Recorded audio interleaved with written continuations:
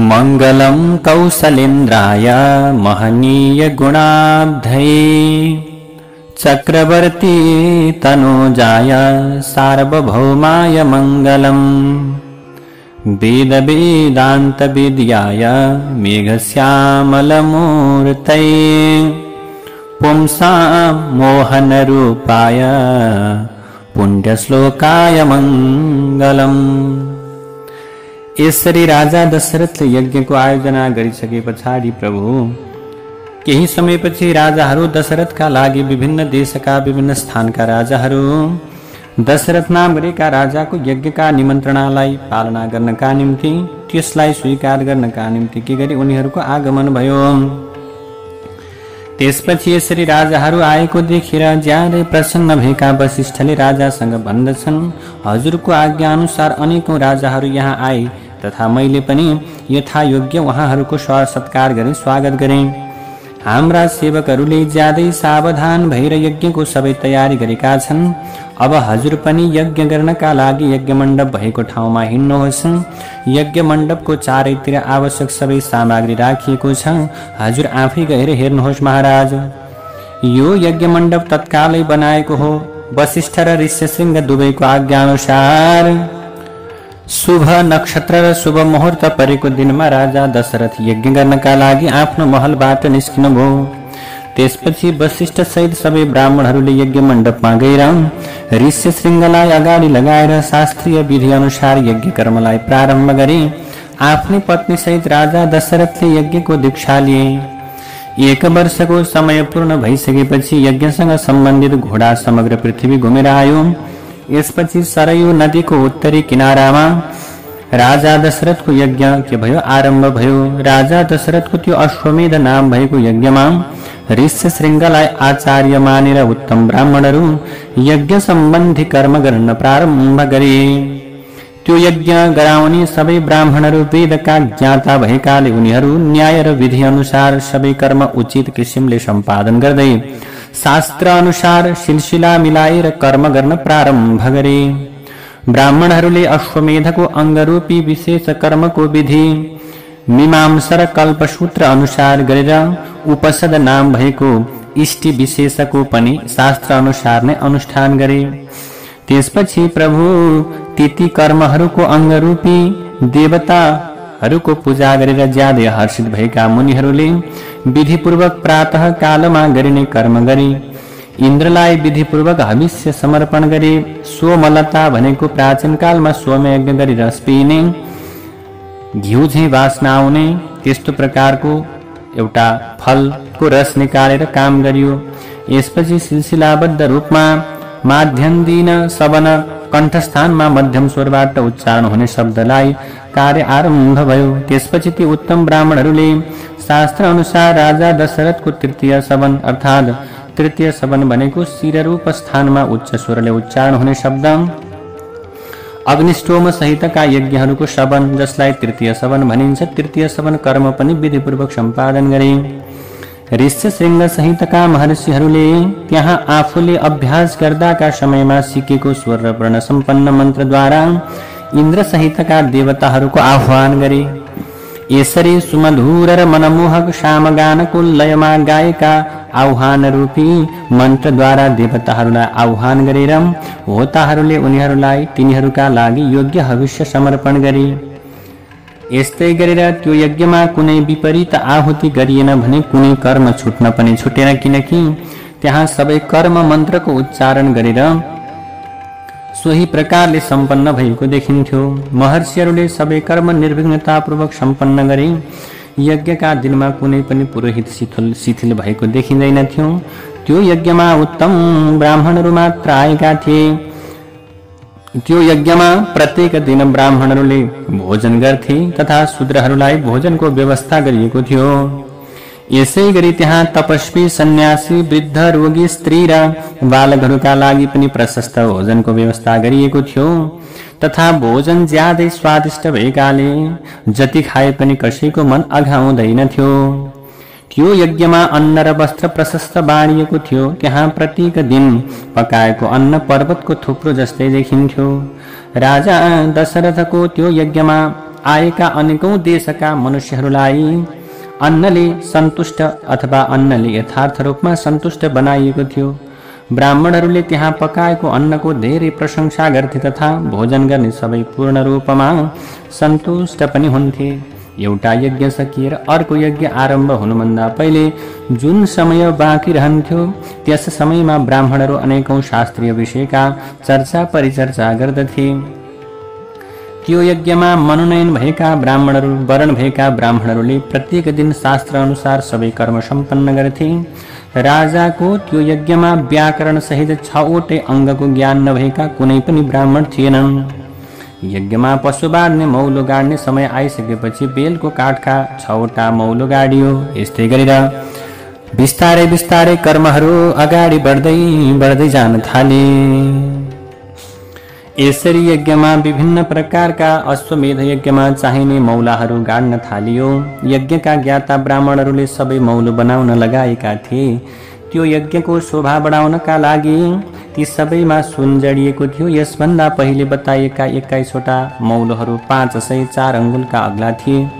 तिनीहरूलाई अलग अलग रङ्गका कपडाहरू सजाइएको थियो। ती कारिगरहरूले अत्यन्त राम्ररी बनाएर सबै प्रकारका मौलाहरूलाई विधिपूर्वक स्थापना गरिएको थियो। ती सबै 8 कोणले सुशोभित थिए भने ती अत्यन्त राम्रा देखिन्थे। तिनीहरूलाई प्रभु कपडाले ढाकेर फूल र चन्दन तिनीहरूको पूजा सुन्दर प्रकारले फूल र चन्दनले पूजा गरिएको थियो। जसरी आकाशमा तेजस्वी प्रकारका सप्तर्षिहरू शोभायमान हुन्छन् त्यसै गरी त्यो यज्ञ मण्डपमा मौलो सुशोभित भएका थिए। सूत्र ग्रन्थमा बताइए अनुसार ठिक नापका इँटा बनाउन लगाइएको थियो। ती इँटाहरूद्वारा यज्ञ सम्बन्धी शिल्पी कर्मको ज्ञान भएका ब्राह्मणहरू अग्नि चयन गरिरहेका थिए। दशरथको यज्ञमा चयन गरिएको अग्नि शास्त्रीय विधि अनुसार स्थापना गरियो। त्यो अग्निको आकृति आफ्नै दुवै पखेटा र पुच्छर फैलाएर तल हेर्दै पूर्वतिर फर्किएर उभिएको गरुडको जस्तै भएको अनुभूति हुन्थ्यो। यसरी विभिन्न प्रकारका घोडाहरूको पनि त्यहाँ व्यवस्था गरियो। ती मौलामा उत्तम उत्तम प्रकारका घोडाहरू पनि बाँधिएको थियो। रानी कौशल्याले चारैतिरबाट पानी लगाए छर्किएर त्यो घोडालाई शुद्ध बनाएर प्रसन्नतापूर्वक 3वटा तरबार छोइसकेपछि उनीहरू धर्म पालन गर्ने अभिलाषाले स्थिर भएर घोडाको नजिकैमा एक रात बसिन्। यसपछि ब्राह्मणहरूले राजाकी क्षत्रिय जातिकी रानी कौशल्या, वैश्य जातिकी रानी बाबाता र शूद्र जातिकी रानी परिवृत्तिका हातले त्यो छुन लगाए। यसरी प्रभु यसपछि ब्राह्मणहरूले विधिपूर्वक अश्वकन्दको गुदी निकालेर शास्त्रीय विधि अनुसार विभिन्न प्रकारले कर्महरू गर्दै गए। त्यस पछाडि प्रभु अश्वमेध यज्ञको अङ्गरूपी जे जति हवन गर्नका निम्ति योग्य पदार्थहरू थिए ती सबै ल्याएर 16वटा ब्राह्मणहरूले विधिपूर्वक हवन पनि गर्न थाले। अश्वमेध बाहेक अरू यज्ञमा जे होम गरिन्छ त्यो प्रकारको हवन पनि जुन आहुति राखिन्छ। अब यज्ञको हविष्य जुन अश्वमेध यज्ञ छ त्यसको हविष्य बेतको गुन्द्रीमा राखेर दिने नियम छ। अब प्रभु कल्पसूत्र र ब्राह्मण ग्रन्थमा अश्वमेधका 3 शबनीय दिन बताइएको छ। तिनीहरूमध्ये पहिलो दिन जुन शबन हुन्छ त्यसलाई अग्निष्टोम, दोस्रो दिनको शबनलाई उक्त र तेस्रो दिनको शबनलाई अतिरात्र भनेर भनिन्छ। त्यसमा शास्त्रीय दृष्टिकोणका आधारमा अन्य धेरै यज्ञहरू पनि सम्पन्न गरिए। त्यस्तै गरी ज्यातिष्टोमा आयुष्टोम यज्ञ 2 पटक, अतिरात्र यज्ञ 5औं अभिजित, 6औं विश्वजित, 7औं र 8औं आप्तरियामलाई महायज्ञ मानिन्छ जुन अश्वमेध भन्दा पछि सम्पादित भए। आफ्नो कुलको अभिवृद्धि गराउने राजा दशरथले यज्ञ पूर्ण भइसकेपछि होतालाई दक्षिणाका रूपमा अयोध्या भन्दा पूर्वतिरको सबै प्रकारको राज्य प्रदान गरे। यज्ञ गराउनेलाई पश्चिम दिशाको तथा ब्राह्मणहरूलाई दक्षिण दिशाको राज्य दिए। त्यसै गरी यज्ञमा सामवेदको गान गर्नेलाई उत्तर प्रकारको दिशाको राज्य दिए। प्राचीन कालमा ब्रह्माले जसको अनुष्ठान गरेका थिए त्यो अश्वमेध नाम भएको महायज्ञमा यसै प्रकारको दक्षिणा दिने विधान रहेको छ। यसरी विधिपूर्वक यज्ञ समाप्त गरेर सम्पादन गरेर आफ्नो कुलको अभिवृद्धि गराउने राजा दशरथले पुरोहितहरूलाई समग्र पृथ्वी दान दिए। यसरी दान दिइसकेपछि राजा दशरथ ज्यादै हर्षित भई खुसी भए। तर ब्राह्मणहरूले राजा दशरथसँग भने तिमी मात्र यो समग्र पृथ्वीको रक्षा गर्न सक्षम छौ अथवा तिमी मात्र यो समग्र पृथ्वीको रक्षा गर्नका निम्ति योग्य छौ। हामीमा यसको पालना गर्ने क्षमता छैन, यसैले हामीलाई भूमिको कुनै औचित्य छैन महाराज। हामी सधैँ वेदको अध्ययनमा लागिरहने भएकाले हामीबाट पृथ्वीको पालन हुन असम्भव छ महाराज। त्यसैले हजुरले हामीलाई यहाँको भूमिको केही अन्य प्रकारको दक्षिणा दिनुहोस्। यहाँ मणिरत्न सुन गाई अथवा जे उपलब्ध हुन्छ त्यो बरु हामीलाई दक्षिणाका रूपमा प्रदान गर्नुहोस्। हामीलाई यो पृथ्वी हजुरले जुन राज्य दान दिनुभएको छ यो राज्य त हामीले पालना गर्न सक्दैनौँ महाराज भनेर ब्राह्मणहरूका यस्ता प्रकारका कुरा सुनेपछि राजाले उनीहरूलाई 10 लाख गाई, 10 करोड सुनका मुद्रा र 40 करोड चाँदीका मुद्रा दिए। त्यसपछि सबै ब्राह्मणले एकैपटक त्यो समग्र धन ऋष्यशृङ्ग र वसिष्ठलाई दिए। ती दुवै महर्षिको सहयोगमा त्यो धन न्यायपूर्वक बाँडेकाले सबै ब्राह्मणहरू मनमा ज्यादै प्रसन्न हुनुभयो। यसपछि राजा दशरथले अतिथि ब्राह्मणहरूलाई के गर्नुभयो त भने 1 करोड जम्बुनद नाम भएको सुनका मुद्राहरू दान दिनुभयो। त्यस समयमा एउटा ज्यादै गरिब ब्राह्मणले राजाको नजिकमा आएर धन मागे। त्यस समयमा ती राजाले उनलाई आफ्नो हातमा लगाएको आभूषण निकालेर दिए। त्यसपछि सबै ब्राह्मणहरू विधिपूर्वक सन्तुष्ट भइसकेपछि तिनीहरूप्रति स्नेह भाव राख्ने राजाले सबैलाई प्रणाम गरेर पृथ्वीमा लम्पसार परेका राजालाई ब्राह्मणहरूले अनेकौं प्रकारका आशीर्वादहरू दिए। त्यसपछि त्यो ज्यादै उत्तम यज्ञको पुण्यफललाई प्राप्त गरेर राजा दशरथको मन धेरै धेरै हर्षित पनि भयो। त्यो यज्ञ उनका सबै पाप नष्ट गरिदिने तथा उनलाई स्वर्गलोक पुर्याउने प्रकारको थियो। त्यो यज्ञ साधारण राजाहरूले सम्पन्न गर्न असम्भव थियो। यसरी यज्ञ समाप्त भइसकेपछि राजा दशरथले ऋष्यशृङ्गसँग भन्दछन्, अब हजुरले मेरो कुलको परम्परा बढाउने काम गर्नुपर्दछ। राजाका यस्ता प्रकारका कुरा सुनेपछि ऋष्यशृङ्गले हुन्छ भनेर राजासँग भन्दछन्, हजुरको यो कुलको भार वहन गर्न सक्ने 4वटा छोरा हुनेछन्। उनका यस प्रकारका कुरा सुनेपछि आफ्नो मन र इन्द्रियहरूलाई वशमा राख्ने राजा दशरथ ऋष्यशृङ्गलाई प्रणाम गरेर ज्यादै आनन्दित भए भने उनले ऋष्यशृङ्गलाई फेरि पुत्र प्राप्ति गराउने कर्मको अनुष्ठान गर्नका निम्ति अभिप्रेरित गरे। महात्मा ऋष्यशृङ्ग ज्यादै बुद्धिमान र वेदहरूका ज्ञाता हुनुहुन्थ्यो। उहाँले केही समय ध्यान गरेर आफ्नो भावी कर्तव्यका विषयमा निश्चय गरिसकेपछि जब प्रभु ध्यानलाई परित्याग गरेर राजासँग भन्नुहुन्छ, म हजुरलाई पुत्र प्राप्ति गराउनका लागि अथर्व वेदका मन्त्रहरूद्वारा पुत्रेष्टि नाम भएको यज्ञ गर्नेछु महाराज। वैदिक विधि अनुसार अनुष्ठान गरेपछि त्यो यज्ञ अवश्य पनि सफल हुन्छ। राजासँग यस प्रकारका कुरा गरिसकेपछि ती तेजस्वी ऋषिले पुत्र प्राप्ति गराउने इच्छाले पुत्रेष्टि नाम भएको यज्ञको आरम्भ गरेर वैदिक विधि अनुसार अग्निमा आहुति राखे। त्यसपछि देवता, सिद्ध, गन्धर्व, महर्षिहरू आफ्नो आफ्नो भाग स्वीकार गर्नका लागि त्यो यज्ञमा प्राप्ति भई आइपुगे। त्यो यज्ञमा एकअर्काको दृष्टिबाट बचेर सबै देवताले ब्रह्मासँग भन्दछन्, हजुरबाट वरदान पाएकाले रावणले हामीलाई धेरै दुःख दिइरहेको छ, उसलाई नियन्त्रण गर्ने शक्ति हामीमा छैन। प्रभु, हजुरले प्रसन्न भएर उसलाई वरदान दिनुभएको हो। त्यसै समयदेखि हामी त्यो वरदानको सम्मान गर्दै उसका सबै अपराध सहँदै सहँदै आएका छौँ। प्रभु, उसले तीनवटै लोकका प्राणीहरूलाई ज्यादै दुःख दिइरहेको छ। रावणले त्यसले जो राम्रो अवस्थामा रहेको देख्छ त्यससँग वैरभाव गरिहाल्दछ। उसले इन्द्रलाई पराजित गर्ने चाहना पनि गरेको छ। हजुरको वरदानबाट मोहित भएकाले त्यो ज्यादै उद्दण्ड हुँदै ऋषि, यक्ष, गन्धर्व, असुर र ब्राह्मणहरूलाई पीडित बनाउँदै दुखी बनाउँदै घुम्दछ। प्रभु, सूर्यले उसलाई पीडित बनाउन सक्नुहुन्न भने वायुको पनि उसलाई नजिकबाट तीव्र गतिमा वहन गर्न वायु पनि सक्नुहुन्न। समुद्र रावणलाई देखेर स्थिर हुन्छन्। त्यो राक्षस देख्दै धेरै डरलाग्दो भएकाले हामी त्यससँग धेरै डराएका छौँ। प्रभु, यसै कारण हजुरले उसको वध हुने कुनै न कुनै उपाय अवश्य पनि निकाल्नुपर्छ भनेर सबै देवताहरूले के गर्न थाले? ब्रह्माजीका समक्षमा बिन्ती गर्न थाले। देवताहरूका यस्ता प्रकारका कुरा सुनेपछि ब्रह्माले मनमा नै विचार गरेर भन्नुहुन्छ, मैले त्यो दुष्टको वध हुने उपायका विषयमा निश्चय गरेँ। उसले मसँग वरदान माग्दा गन्धर्व यक्ष देवता र राक्षसहरूको हातबाट मेरो वध नहोस् भनेर भनेको थियो। मैले पनि तथास्तु भनेर उसको प्रार्थना स्वीकार गरेको थिएँ। उसले मनुष्यलाई ज्यादै तुच्छ सम्झिने भएकाले उनीहरूप्रति अवहेलित भाव राखेर मनुष्यको हातबाट वध नहुने वरदान भने मागेको छैन। अथवा शक्तिशाली अन्य व्यक्तिहरू हुन्छन्, देवताहरू यक्षहरू गन्धर्वहरू हुन्छन्, अथवा भनौँ देवताहरू राक्षसहरूको हातबाट मर्नुपर्ने अवस्था हुन सक्छ, उनीहरू बलिया हुन्छन्।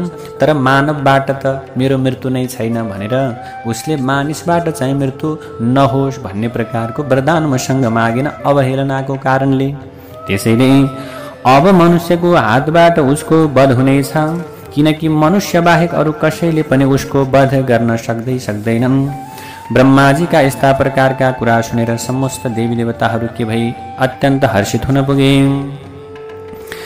यसै समयमा भगवान विष्णु पनि बादलमाथिका सूर्य जस्तै गरेर आफ्नो वाहन गरुडमा सवार भएर त्यहाँ आइपुग्नुभयो। उहाँको शरीरमा पीताम्बर र हातहरूमा शङ्ख चक्र गदा पद्म अस्त्रहरू शोभायमान भइरहेका थिए।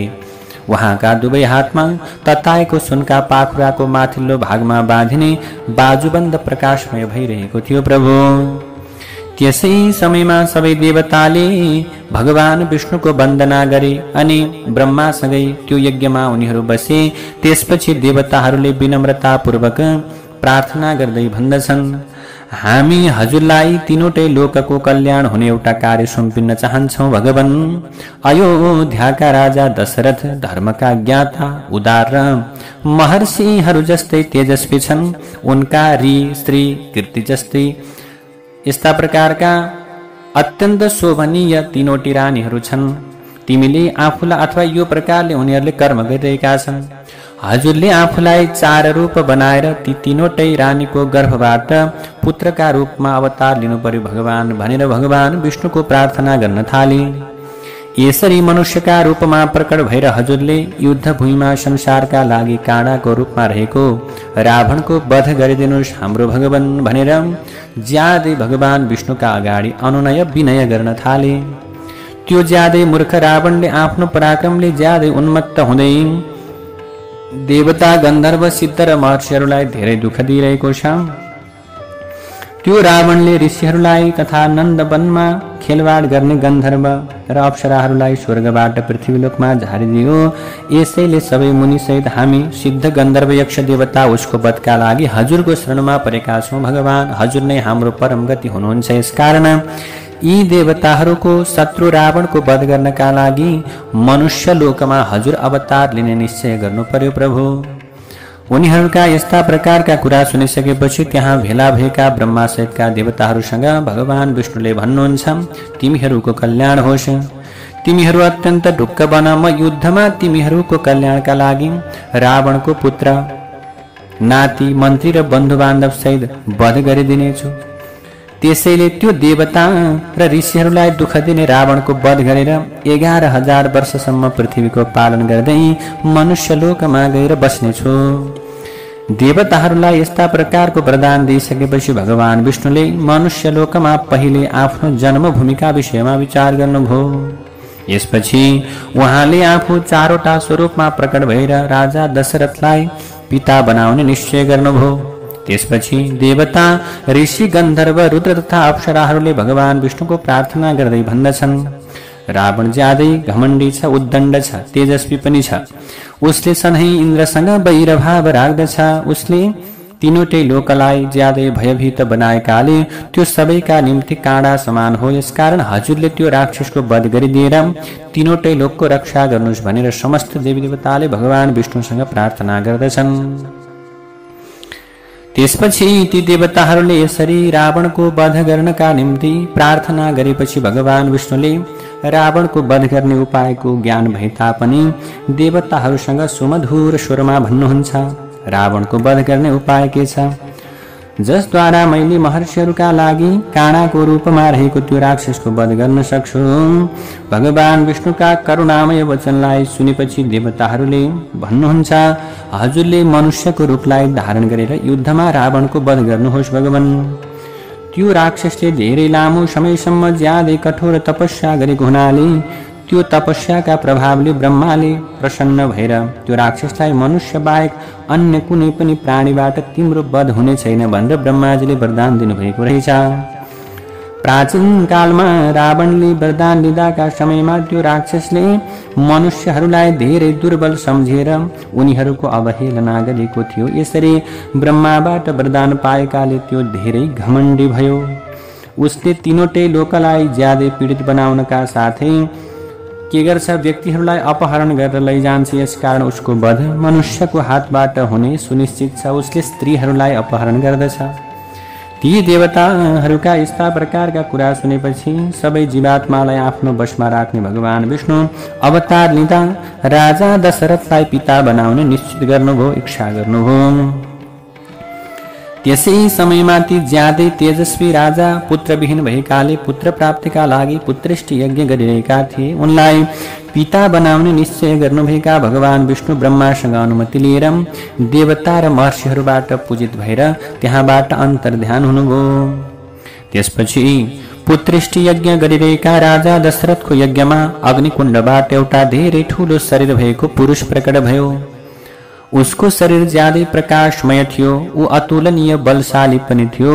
उसको शरीरको रङ कालो थियो। उसले आफ्नो शरीरमा रातो वस्त्र लगाएको थियो भने उसको मुख पनि रातै थियो। उसको बाणीबाट दुन्दुभीको जस्तै गम्भीर ध्वनि निस्किन्थ्यो। उसका रौँ दारी जुङ्गा लामो कपाल चिल्लो र सिंहको जस्तै थियो। प्रभु, त्यो शुभ लक्षण सम्पन्न अलौकिक आभूषणले सुसज्जित पर्वतको शिखर जस्तै अग्लो र सिंहको जस्तै हिँडाइ भइरहेको थियो। उसको आकृति सूर्य जस्तै प्रकाशमय थियो। त्यो प्रज्वलित अग्निको ज्वाला जस्तै देदीप्यमान भइरहेको थियो। उसले आफ्ना हातमा चाँदीको बिर्कोले छोपेको जाम्बुनाद नाम भएको सुनको थाली लिइरहेको थियो। उसको हातमा त्यो सुन्दर थाली थियो। त्यो थाली धेरै ठुलो थियो तथा अलौकिक खीरले भरिएको थियो। त्यो थालीभरि त्यो सुनको जुन थाली छ त्यो पुरुषले लिएको, त्यहाँभित्र सुन्दर खीर थियो। त्यसलाई त्यो पुरुषले आफ्नो दुवै हातले कुनै रसिकले आफ्नी प्रियतमालाई अङ्कमाल गरे जस्तै गरेर समाइरहेको थियो। त्यो ज्यादै आश्चर्यजनक थाली मायामयी जस्तै भएको अनुभूति हुन्थ्यो। त्यसले राजा दशरथतिर हेरेर भन्दछ, म प्रजापति लोकको पुरुष हुँ र म प्रजापतिको आज्ञा अनुसार यहाँ आएको हुँ। त्यसपछि राजा दशरथले हात जोडेर उसँग भन्दछन्, प्रभु, हजुरलाई स्वागत छ। म हजुरको के सेवा गर्न सक्छु? त्यसपछि ती पुरुषले भन्दछन्, तिमी एकाग्रतापूर्वक देवताहरूको आराधना गरिरहने भएकाले तिमीलाई आज यो वस्तु प्राप्त भएको हो महाराज। यो देवताहरूले बनाएको खीर हो तथा यो सन्तान प्राप्ति गराउने भएकाले तिमीले यो स्वीकार गर महाराज। यसले धन र आरोग्यता बुद्धि गराउँछ, वृद्धि गराउँछ, बुद्धिको प्रदान गर्छ। यो खीर आफ्नो योग्य पत्नीहरूलाई तिमीले खुवाऊ। यो खाइसकेपछि उनीहरूको गर्भबाट तिमीलाई अनेक पुत्र प्राप्त हुनेछन्। राजाले पनि अत्यन्त ज्यादै प्रसन्न हुँदै हुन्छ प्रभु भनेर त्यो अलौकिक पुरुषले दिएको खीरले भरिएको थाली लिएर उसलाई आफ्नो शिरमा धारण गरेर त्यो आश्चर्यजनक पुरुषलाई प्रणाम गरेर आनन्दित हुँदै के गर्नुभयो?